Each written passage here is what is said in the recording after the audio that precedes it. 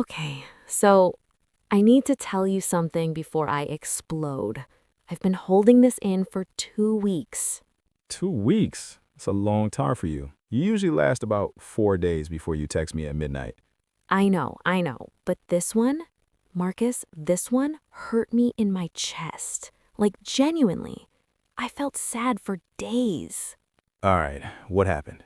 Okay, you know my neighbor, Leon, The bus driver guy? ex-bus driver guy. That's the whole thing. So, okay, you have to let me tell the whole story because it needs context. I'm not going anywhere. Okay, so Leon, he's been driving city buses since like 2008, right? Like that man gave over a decade to public transit. Woke up at 4 a.m., dealt with the morning crowd, dealt with people being rude, dealt with all of it. And he was consistent. He was showing up, he was doing what you're supposed to do. Respect. That job is no joke. No joke at all. So he's doing this for years, contributing to his 401k the whole time, or at least the company was doing some matching. I'm not totally sure on the details.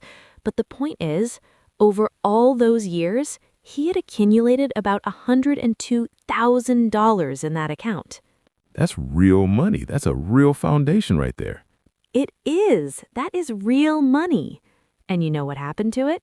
I feel like I already know where this is going, and I don't want to be right. He lost it. Almost all of it. Between the cars, the rent, the groceries, the bills, all of it coming out of that one account for over a year while he had zero income coming in. Say something. How long was he not working? A long time. Like over a year, just sitting at home. And the whole time, money is going out the door, not just on cars, but on everything. Rent every month, food, utilities, insurance, normal life stuff. Except there was nothing coming back in to replace it. So the 401k was basically acting as a salary. Exactly, except a salary refills. This was just draining. And on top of all that, he was also buying cars. How many cars? That's the thing. It wasn't just one. It was a series of cars, one after another, like dominoes. Okay, start from the beginning. So, Leon gets fired from his job. And before you ask, he got fired because someone physically attacked him while he was driving. Like a passenger attacked him on the bus While he was driving. while he was driving. That's insane. That's dangerous. It's terrible. And then, and this is the part that made me angry, he gets fired because of it. Not the person who attacked him, Leon, the victim. That happens more than people know. When the person in a position of responsibility gets penalized for being attacked, it's one of the ugliest parts of certain industries. It's so unfair. And I think that broke something in him. Like he went from having a stable life, a routine, a purpose, to nothing overnight. And that psychological whiplash, that's real. That's not a small thing. He just kind of sat. That's what his wife told me. He sat at home for a long time just thinking. Not job hunting, not filing claims, not going to counseling, just sitting and processing, which I understand, right? Like when something that big happens to you, You need to grieve it. But grieving gets expensive if it goes on too long with no income coming in. exactly. And that's when things started going sideways. Because he's sitting there, he's got this $102,000 that he cashed out, and by the way, he cashed it out before retirement age, so he would have been hit with a penalty and income taxes on that withdrawal. Hold on, let me talk about that for a second, because that's important and people don't understand it. Please do. Okay, so a 401k, it's a retirement savings account that you contribute to, often through your employer. The money goes in pre-tax, which means you don't pay income tax on it until you take it out. And ideally, you take it out when you're retired at a lower tax rate. That's the whole design. Right, that makes sense. Now, the problem is when you withdraw early before age 59 and a half, you don't just pay income taxes on it. You also pay an early withdrawal penalty on top of that. So that $102,000, after taxes and that penalty, he probably walked away with significantly less than that, not $102,000 in his pocket. I didn't even think about that. Most people don't, until it's too late. Because when you're in a crisis, that number, $102,000, looks like freedom. It looks like a cushion. And it is a cushion, but it's a smaller cushion than the number suggests. So he's already starting from a smaller place than he thinks he is. Potentially, yes, it depends on his specific tax situation, but the principle holds. Early 401k withdrawals are expensive. That money was designed to grow untouched for decades. The second you pull it out, you're not just spending the money, you're spending the future growth of that money too. Okay, that's actually a little heartbreaking when you put it that way. It is. And that's not to shame Leon. He was in a crisis, but it matters as a lesson. So keep going. What happened after he had the money? Okay, so before all of this, Leon had a Kia Sportage, just a normal, everyday SUV. Reliable car, nothing flashy. He felt like it was too small for his family, so he sold it. Which, fine, I get it. But then he sold it and suddenly he had no car, and he needed a car. So he went to a dealership. With money burning a hole in his pocket. And no knowledge of how dealerships work. That is, and I say this with love, that is one of the most dangerous situations a person can walk into. A dealership is a business. Their entire operation is designed to maximize what they get from you. And that is not an accusation. It's just business. But if you walk in without knowing the game, you will lose. And he lost immediately. First car he bought was a Toyota Sienna, minivan. Okay, actually solid vehicle, reliable. He paid about $15,000 for it. What was the interest rate on the loan? That's the thing. His credit wasn't great, and he didn't know that your credit score directly affects your interest rate. He didn't know to ask. He just signed where they told him to sign. Okay, so this is the first lesson, and it's a big one. Can I lay it out? Your credit score is not just a number that tells people if you're responsible. In the context of a car loan, it determines what interest rate you're going to pay. And the difference between a good rate and a bad rate is not a small thing. It can be thousands and thousands of dollars over the life of a loan. Lenders look at your score and they assign you to a risk category. Higher risk means they charge you more to borrow money. That's the logic. And if you have bad credit, You can end up with extremely high interest rates. We're talking rates that can be brutal. And here's the thing, dealerships often don't show you the full picture. They show you the monthly payment. Oh, it's only $400 a month, and that sounds manageable. But they don't sit you down and say, and over the full life of this loan, you're going to pay back almost double what the car is worth. that is criminal. Like, it should be illegal. It's technically legal because they do disclose it. It's just buried in the paperwork. But most people don't read the paperwork or don't understand it even if they do read it. Because it's written in a way that's hard to read on purpose. I'm not going to say on purpose. I'll say it's not written for the average person. How about that? Very diplomatic of you. Okay, so Leon buys the Sienna, and then this is where I need you to not say anything until I finish because the whole sequence is a lot. I'm listening. A few months later, he decides he wants a second car. So he goes back to a dealership and he buys a Honda Accord, about $20,000. He loves it. He genuinely loves it. But then a few months after that, he decides he wants something bigger. So he trades in the Accord and buys a Ford Expedition. He has the Expedition for a little while, and then he starts worrying about maintenance costs.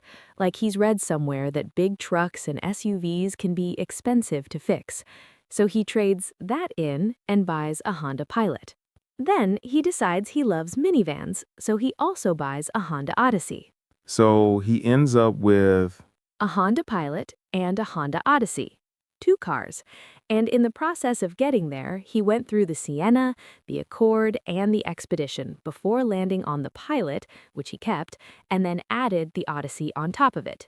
Every single transition involved trading a car in to a dealership. I need a moment. Take your moment. Okay, so here's what I need people to understand. Every single time you trade a car into a dealership, every single time, you are walking into the worst possible version of that transaction for you. Because the dealership is not your friend in that moment. They're not trying to give you a fair price for your car. They're trying to give you the lowest number they can while still keeping you in the building. Because they're going to turn around and resell that car for significantly more. That's how they make money. That's their business model. So, if he paid $20,000 for the Accord, They might offer you 11, 12,000 in trade-in value, maybe less, even if that car is in great shape, because they factor in their cost, their reconditioning, their profit margin, and they offer you the bottom of that range, hoping you'll take it just to make the deal simple. And then they roll that trade-in value into the financing of the next car. Right. So you're constantly starting from behind. You never fully paid off the previous car. You're now financing a new one. You're trading in at a loss. And all of this is happening with high interest rates. So every loan is costing you way more than the sticker price. The math starts to be devastating. So his neighbor, let me tell you about his neighbor, Peter. Peter is this older Caribbean guy, very practical, very no-nonsense. And one day, Leon kind of breaks down and tells him everything. And Peter, to his credit, doesn't judge him. He just asks to see the paperwork. And Peter saw the interest rates. Peter saw the interest rates, and he said Leon went very quiet after that. Like Peter was explaining what the numbers meant, and Leon just went still. Because that's a specific kind of pain. When you finally see clearly what has been happening and you realize you couldn't see it while it was happening. That's not stupidity. That's information asymmetry. The dealership knew exactly what those numbers meant. Leon didn't. That's not a fair fight. Peter told me Leon had financing at around 25% interest on at least one of those loans. Okay, let me show people what that actually means because I think it's abstract until you do the math. Do the math. Okay, so take a car.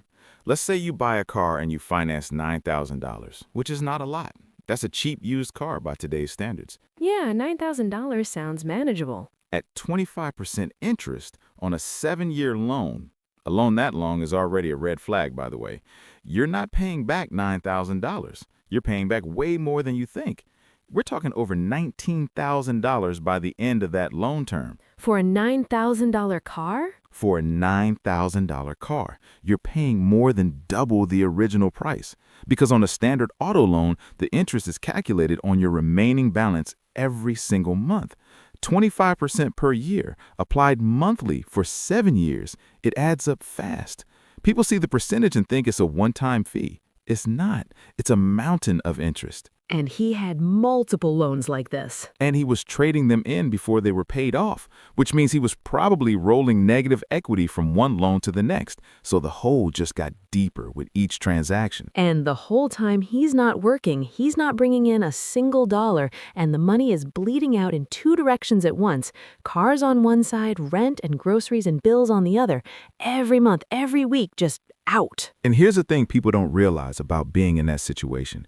When everything feels out of control, buying something feels like the one thing you can control.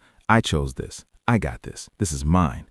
It's a temporary sense of agency when everything else has been taken from you. And I'm not saying this to be mean about Leon, because he's a good man. He's a genuinely kind person.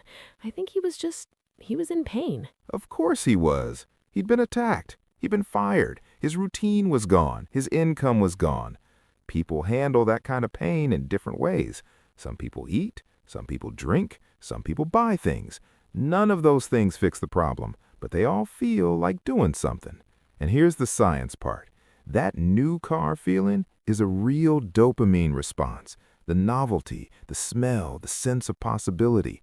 The whole experience of a dealership, the way the showroom is lit, the way they let you sit in the car, the test drive, it's all designed to activate that feeling, to make you feel good right now in this moment. Even when it's going to hurt you later. Because the negative consequences don't show up right away. The pain of buying is delayed. The pleasure is immediate. That gap is where the damage happens. So he's sitting in a beautiful new Honda Pilot feeling like a new man. And then the bill comes and the new man is broke. Yeah, that's exactly what happened. He ran out of money. All of it. Between paying rent and bills and groceries for over a year with no paycheck, and then on top of that throwing car payments into the mix, it just ran dry. Oh no.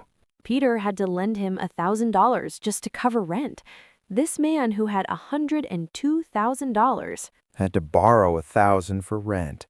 I cried when I heard that. Like, I actually cried. Because he wasn't living some wild lifestyle. He wasn't going on vacations or buying designer stuff. He was just living, paying normal bills, and buying cars, and not working. And that combination, all three of those things together without any income coming in, it wiped him out. That's the tragedy of financial illiteracy. It doesn't look dramatic. It doesn't look like a movie. It looks like a regular person paying their bills, buying a car, feeding their family, all normal things, but doing all of them from a fixed, shrinking pool of money with no income coming in and no plan to change that. Each decision alone seems fine. Together, they're devastating. The combination is what got him. The combination, no income, plus ongoing expenses, plus car spending, plus high-interest loans. Any one of those alone is manageable. All four at once for over a year, that's how $102,000 disappears. That's such a clear way to put it. So, what happened to Leon? Where is he now? He's okay. I mean, it's hard. He's looking for work. His wife is picking up extra shifts. His kids don't know everything that happened, which is probably the right call for now. But the mood in that house is heavy. And Peter?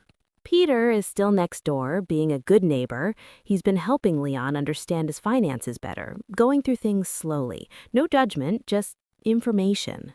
Peter is the real MVP of this story. He really is. And it made me think, if Leon had a Peter before all of this, like if someone had sat down with him after he got fired and said, okay, you have this money, here's how to protect it, maybe none of this happens. That's why we're having this conversation, because Leon's story is not unique. I have heard versions of this more times than I want to count. Different names, different cars, same pattern. So let's actually help people. Like someone is listening to this right now and they might be in a situation that looks like the beginning of Leon's. What do they need to know? Okay, let's go through it. And I want to start not with the car stuff, because honestly, the car stuff is almost secondary. The first thing, the very first thing, is what to do when you suddenly have a large sum of money and you don't have income. Which is exactly Leon's situation. And it's a lot of people's situation. Settlement money, inheritance, 401k withdrawal, insurance payout. You suddenly have more money than you've had at once in your life. And it feels like abundance. But if there's no income coming in, that money is not a gift. That money is your runway. It's the only thing between you and crisis, and it will end faster than you believe possible. So what should someone do in that moment? First thing, do not celebrate with it. I know that sounds harsh, but that's not the time.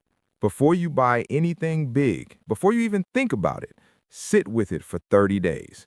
Do not make major financial decisions in the first 30 days of a life transition.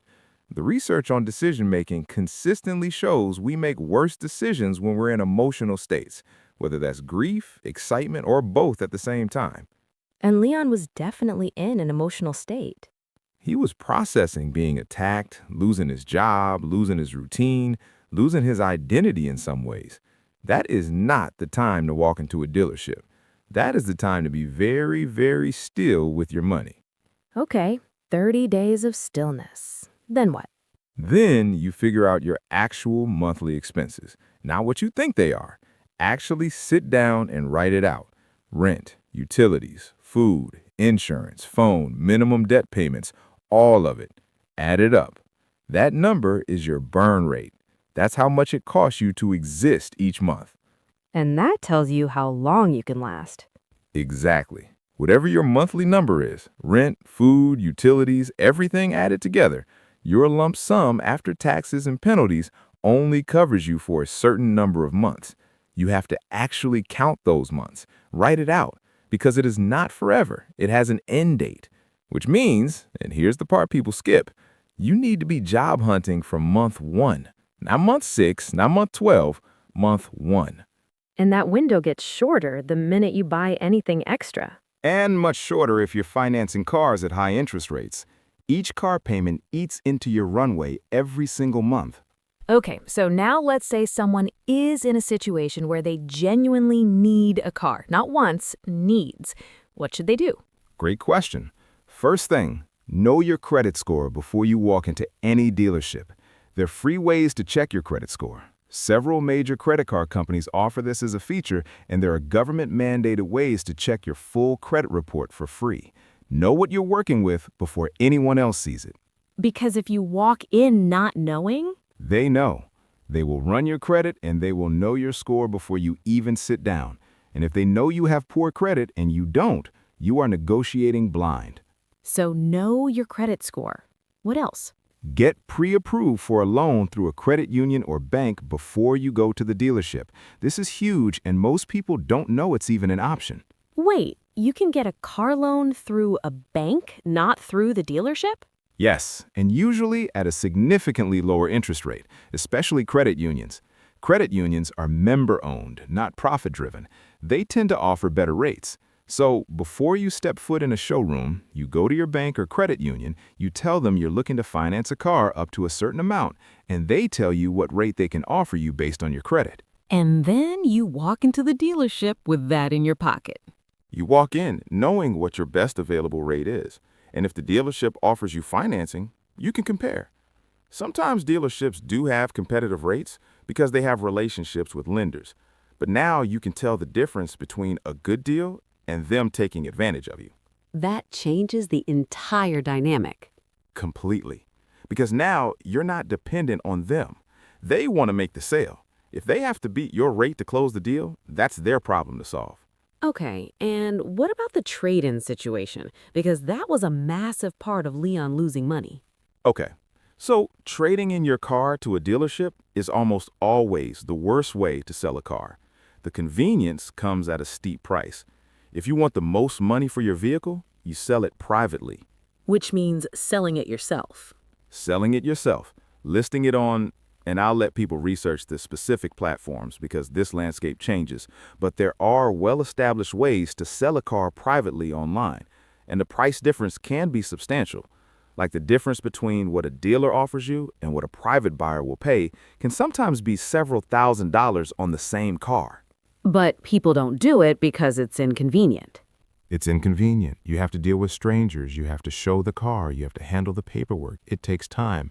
But if you're making a decision worth $20,000, spending a few weekends on it to recover an extra few $1,000s in the sale price of your old car is probably worth it. Do the inconvenient thing. Got it. And what about loan terms? Because Leon had high interest, and from what Peter saw, the terms were really stretched out, like potentially 6 or 7 years long. Yeah, the auto industry has been pushing longer and longer loan terms for years. What used to be the standard, 3 to 4 years, has expanded out to 6, 7, even 8 years in some cases. And the sales pitch is lower monthly payments. And yes, technically it is lower monthly payments, but over the life of the loan, you are paying dramatically more in interest. And here's the other problem. Vehicles depreciate. A car loses value over time. If you're on a 7-year loan, you are often underwater on that loan for years, meaning the car is worth less than you still owe. So if you try to trade it in, or if something happens to the car, you're in negative territory. So they owe more than the car is worth. And then what do dealerships do? They help you by rolling that negative equity into your next loan. So you're starting your new loan already behind. Okay, I want to say something bad right now. I know. Is any of this illegal? The practice itself is generally legal. The terms are disclosed. But there are regulations. The Consumer Financial Protection Bureau, for example, does monitor lending practices and has taken action against predatory lending in various sectors. And some states have specific regulations about auto lending. But a lot of what happens is legal, just not in your interest, which is why knowledge is really your best protection. Okay, and what if someone is already in the bad loan? Like they already signed, they're already locked in. Is it over? No, it's not over. There's something called refinancing. Once you've had a loan for a period of time and made consistent payments, or if your credit score has improved since you originally took the loan, you may be able to refinance that loan at a lower interest rate through a bank or a credit union. So you basically replace the old loan with a better one. Replace it with a new loan at better terms. And even shaving a few percentage points off your interest rate can save you a meaningful amount of money over the remaining life of the loan. It's not magic. You still owe the money, but you can reduce how much extra you're paying. The key thing is you have to go looking for it. It doesn't come to you. And you'd need a better credit score by that point. That helps significantly. If you got a bad rate originally because of your credit and you've been making on-time payments, your score may have improved enough to qualify for better options. The first step is just to call your bank or credit union and ask the question, I have a car loan at this rate. Can you do better? You might be surprised. Okay, that's actually hope for people who are already in it. That's the whole point. There's always a next move. The game isn't over just because you made a bad move earlier. Okay, so let me ask you something harder. Leon bought 2 cars when he could only really afford one. What was driving that? Ego is part of it. And I don't mean that critically. I mean it in a human way. When you've lost your career, your identity, the thing that gave you structure and purpose, there's a very real psychological pull toward things that signal status or abundance. A nice car says, I'm doing okay, even when you're not. It's a way of communicating to yourself and to the world that you still have value. That's very human. Very human. And dealerships are completely aware of this. They're not malicious in a cartoon villain way, but they are sophisticated businesses that understand human psychology. The test drive is an experience. The way they talk about the car, this is you, this fits your lifestyle. It's emotional selling, and it works. So, how do you protect yourself from something that's targeting your emotions? You bring someone with you, honestly. If you can bring someone who has no emotional stake in the decision, not your partner who also wants the nice car, not your friend who's equally excited about the new car smell, but someone who is there specifically to slow you down and ask annoying questions. Be the annoying person. Be the person who says, can you show us the total amount we'd pay over the life of the loan? Not the monthly payment, the total. That question alone will cause a significant pause at the dealership because they are trained to sell you the monthly payment, not the total cost. And you never impulse buy at a dealership. Never. Sleep on it. Even if the salesperson says the deal is only available today, I promise you, I cannot think of a legitimate scenario where the deal is truly only available today, and walking away means you lose out on something irreplaceable. That is a pressure tactic. It is designed to prevent you from thinking clearly. That's like the oldest sales tactic in the world. Because it works. Scarcity and urgency are 2 of the most powerful psychological levers in sales. This is the last one. This deal expires tonight. Our brains are wired to fear missing out. You have to consciously override that. Okay, I want to circle back to something because it's sitting with me. Leon had $102,000. And we know that after taxes and the early withdrawal penalty, it was likely significantly less than that. The exact amount depends on his tax bracket, his state, all of that. But whatever he actually walked away with, it was still a substantial sum. What should he have actually done with it? Okay, this is the part where I want to be careful because everyone's situation is different, and I'm not a licensed financial advisor. Noted, but just like generally speaking. Generally speaking, when someone has a lump sum and no income, the priority is usually 1. Make sure your essential expenses are covered for as long as possible. 2. Immediately begin looking for new income because no sum of money is a substitute for ongoing income over the long run. 3. Once you have income stabilized, then you think about what to do with savings, not before. He sort of did step 1. The money was covering his living expenses, but he never treated it like a countdown. He wasn't tracking how fast it was going, and he definitely didn't do step 2. Right, and that distinction matters. Paying your rent from savings is not the same as having your expenses under control. The rent is getting paid, sure, but if the money's going out and nothing's coming in, you're just watching the clock run down without ever looking at the clock.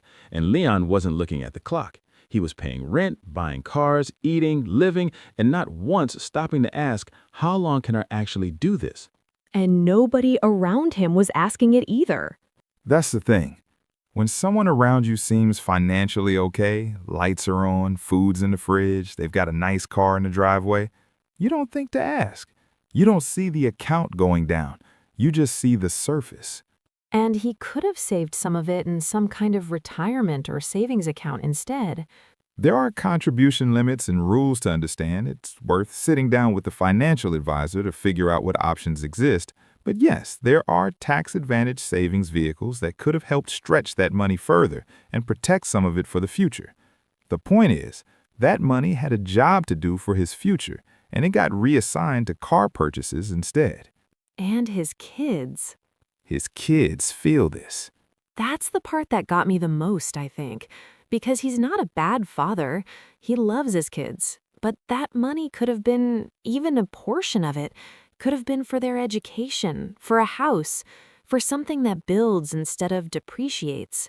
Cars are one of the most depreciating assets that exist. The moment you drive a new car off the lot, it's worth less than you just paid for it. Not years later, immediately, the second those wheels leave the dealership's property. That is a wild fact that I know, but I always forget. And there's nothing wrong with having a car. Cars are necessary for most people. But there's a difference between I need reliable transportation and I need to feel better and a new car is how I'm going to do that. One is a need, one is emotional self-medication. Both feel the same when you're standing in the showroom. And only one of them will hurt you later. Only one of them will cost you your kid's college fund. Yeah. But here's the thing I want to make sure we say, and I want to say this clearly. This is not a story about Leon being dumb. He is not dumb.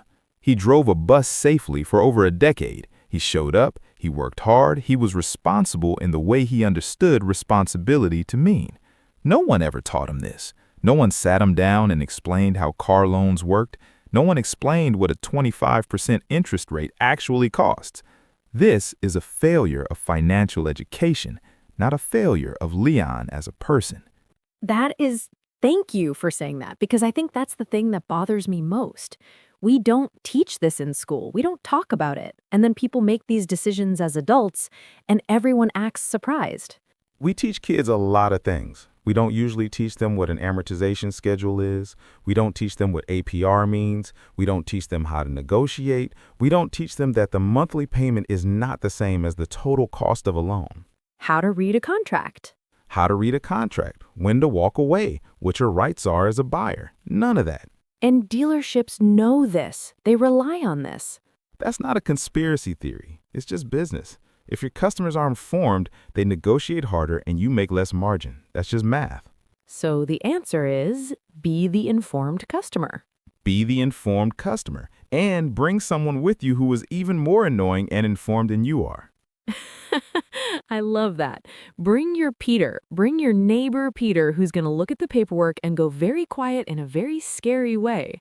Peter is the hero of this story because Peter didn't make Leon feel stupid. He just helped him see clearly. And that's the most valuable thing you can do for someone in a financial mess. Not shame them. Help them see what they're looking at. Is Leon going to be okay, do you think? I think so. It's going to be hard for a bit.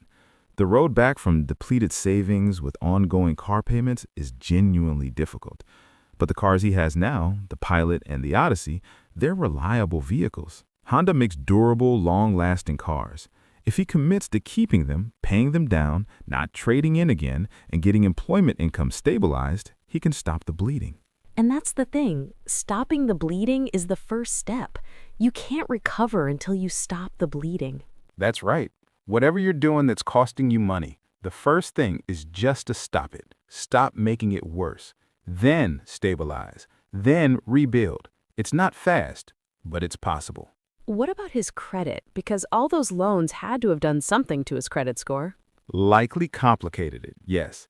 Multiple hard inquiries from loan applications, high debt-to-income ratio from carrying multiple loans simultaneously, possibly some missed payments if money got tight. Credit scores can take a hit from all of those things. But here's what's also true. Credit scores can be rebuilt. It takes time, but it's not permanent damage. Consistent on-time payments over time are the most significant positive factor in a credit score. Every month he makes his payments on time, he's building back. So it's not over, it's just a hard chapter. It's a hard chapter, not the end of the story. I like that. Okay, so if someone is listening to this and they're in a situation that feels like early Leon, they have some money, they're between jobs, maybe they're feeling that itch to buy something, what is the one thing you want them to hear? Wait. Just wait. Whatever you want to buy, wait 30 days. During those 30 days, do your research. Know your credit score. Know your total monthly expenses. Figure out what you actually need versus what you want. Get quotes. Get a second opinion. Talk to someone who has no financial stake in your decision. And if you do all that and still want it? Then you go ahead with confidence because you did the work. You're not buying on impulse. You're buying on information. That's a completely different decision. Okay, and the urgency feeling? Most of the time, the itch goes away in 30 days. The feeling of urgency passes, and you'll be grateful you waited. 30 days. That's it. That's the takeaway. And one more thing. If you know someone like Leon, a good person who you can see is about to make a series of choices that are going to hurt them financially, be a Peter. Say something, not in a judgmental way, not you're being dumb. Just ask if they've thought about the total cost. Ask if they've compared financing options. Ask what their monthly burn rate is. You might feel awkward. Do it anyway. Being a real friend sometimes means being the slightly annoying voice. Be the annoying voice that saves someone's savings. I would have wanted someone to be there for Leon. I think about that sometimes. At what point in that process could someone have said, hey, have you thought about this? And changed the outcome? Maybe at the very beginning, when he first got fired. Someone saying, let's just sit with this for a minute before we do anything. That's all it might have taken. Just someone saying, slow down. Not forever, just slow down. I'm gonna check on Leon tomorrow. Good. Tell him he's lucky to have Peter next door. He really is. You know what I keep thinking about? Leon drove a bus. He moved people from place to place. He was responsible for people's safety every single day for over a decade. And nobody thought to give that man a roadmap for his own financial safety. That's the thing that should stay with everyone listening. The people who get taken advantage of in these situations are not careless people. They are often hardworking, responsible people who just nobody gave them the map. And that's what this is. That's what we're doing right now. The map exists. We're just passing it along. If you're listening to this on a sleepless night, wondering if your situation is too far gone, it's not. Wherever you are, there is a next right step. Maybe it's checking your credit score for free. Maybe it's making one phone call to a credit union. Maybe it's just telling someone you trust what's actually going on with your money. The most dangerous thing you can do is keep the secret, because financial problems grow in isolation. They shrink when you bring them into the light. Into the light. Sleep well, everyone. Sleep well. And someone please be a Peter for the Leons in your life.